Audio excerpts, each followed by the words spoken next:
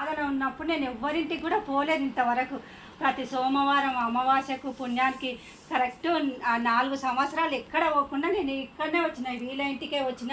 వీళ్ళు పెట్టింది తిని మంచిగా టైం ప్రకారం ధ్యానం చేసుకొని నా లోపల ఉన్న బాధను పోగొట్టుకొని ధైర్యంగా ముందుకు అయ్యేటట్టు చేసుకున్నా నేను.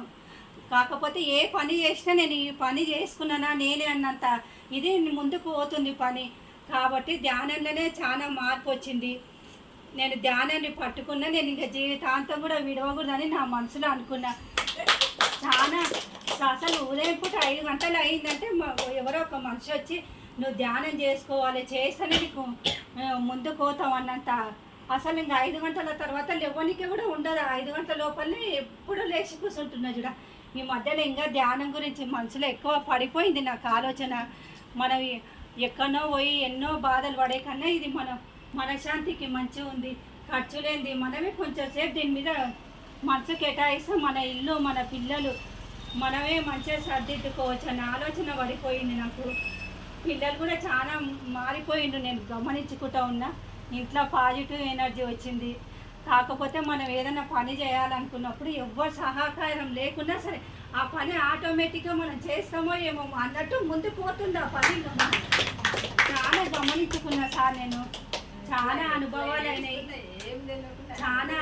అయినాయి నేను. అసలు నేను ఏడికన్నా పోతే కూడా ఎవరి గురించి ఇట్లా ఫస్ట్ ధ్యానంలోకి వచ్చినాక నేర్చుకున్నది ఏంటంటే మౌనం ఎక్కువ నేర్చుకున్నా చూడండి సార్. నిజంగా చెప్తున్నా కానీ నేను సత్యంగా చెప్తున్నా.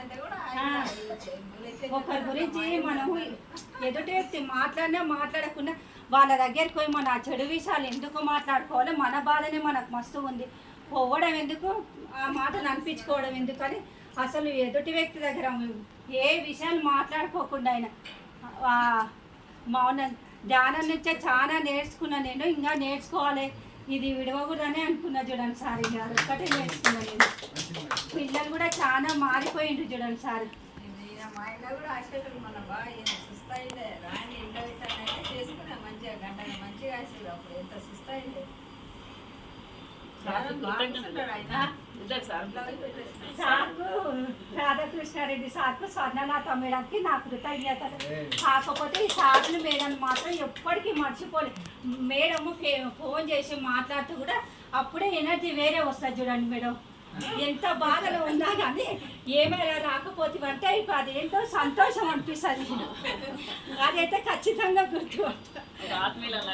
సారు మేడం వాళ్ళ ఇంటికి వస్తే మన సొంత ఇంటి కాడికి వచ్చినట్టు అనిపిస్తుంది. నిజంగా ఎవరి ఇంటికి పోయినా మనకి ఇంత తృప్తి అనిపించదు. ఏడ కూడా మన సొంత ఇట్లా ఎదుటి వ్యక్తి కొద్దిసేపు ఉంటారు, మళ్ళీ తర్వాత కూడా వచ్చినా వాళ్ళు ఇంత మంచిగా మాట్లాడుకోరు. ఇటువంటి మనుషులు కానీ ఇట్లా కానీ మళ్ళీ మనకు దొరకదేమో అనిపిస్తుంది ఒక్కొక్కసారి. ఈ టైం కూడా రాదు మనకు, ముందు రారు సార్, రాదు. నెక్స్ట్ ఎవరు